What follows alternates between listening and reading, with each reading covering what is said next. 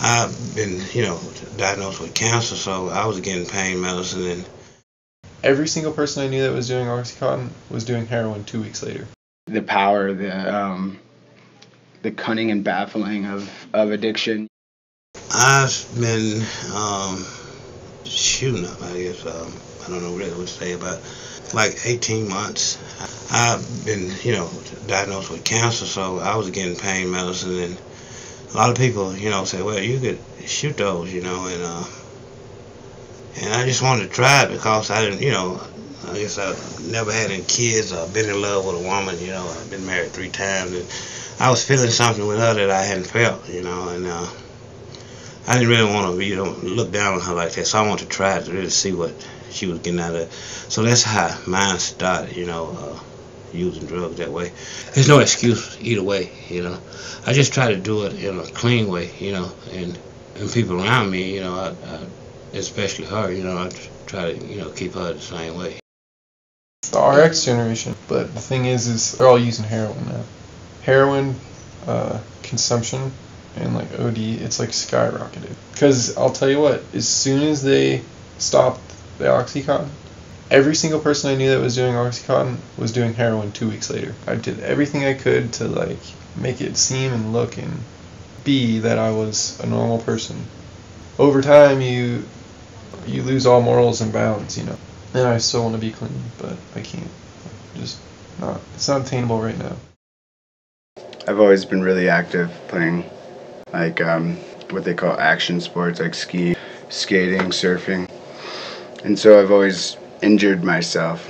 Whenever the doctors do prescribe to you, they don't really emphasize the addiction part. And I think that's like a main thing where they somewhat set you up to fail, It's like they fix one problem with another. Kind of know you as yourself. Like just because you prescribe these things, that doesn't necessarily mean you should take them all. I'm really good at saying a lot of stuff, but like I need to start doing. It's like just watch, I guess, like why I try to transform and be a better person. Try to give back, to those who like had helped me pick my shit up, My name is Shelley. I'm a 50-year-old heroin addict in recovery. I'm from Missoula. I have 3 children, and as an IV drug user, I contracted HIV in 1998 from a dirty needle. I was in the hospital with pneumonia for 8 weeks, and people from your organization showed up to offer me services, talk to me. I've used the agency for rental assistance, which I couldn't live without. I've used the needle exchange before. I do some volunteer stuff there. I'd like to do a lot more. And really, a lot of times I just go to talk to people. I started using when I was 10, and I discovered heroin and IV drug use when I was 15. Heroin's God.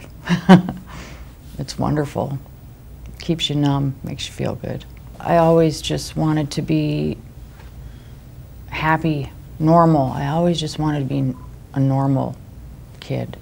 I've had a lot of loss as a result of my addiction. I've had a lot of loss, a lot of pain. I've gone through 2 divorces as a result of my addiction.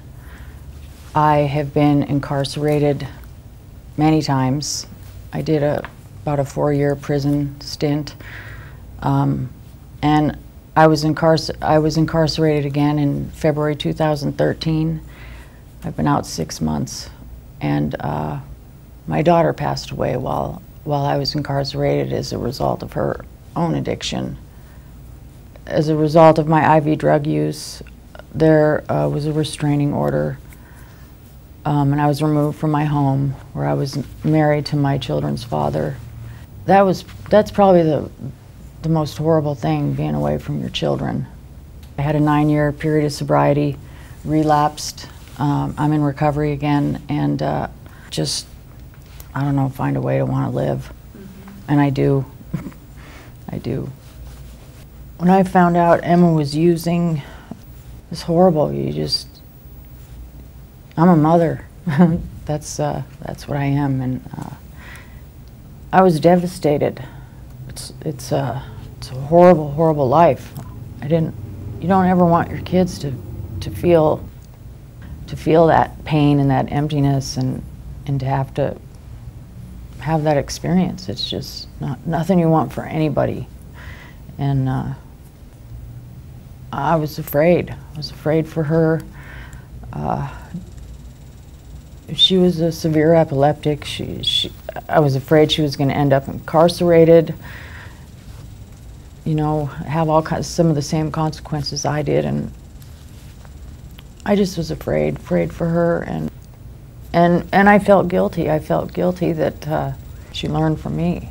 You know, I was an addict her whole life, and I showed her addiction was okay. I knew my daughter was really struggling with her addiction. I was scared to leave. She was happy. She was funny. She was a talented musician, singer, artist. She loved people. She cared. She was kind. Funny. Very funny. But lonely. The syringe exchange has helped me in many ways. Just to be able to have, you know, when you're actively using out there, you've burned all your bridges. A lot of people don't have their children, they don't have their families, and I think that just being able to talk to somebody that doesn't judge you, they just accept you for who you are and they want to help. And I think sometimes that you ladies are all people have, you know, outside of the using friends.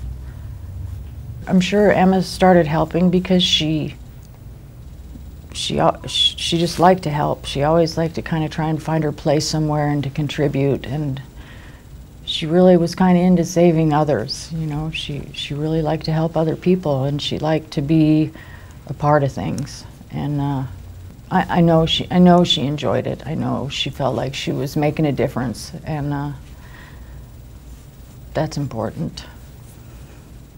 I guess I want people to know that Emma was a beautiful, beautiful human being. I don't want her to be remembered as a junkie.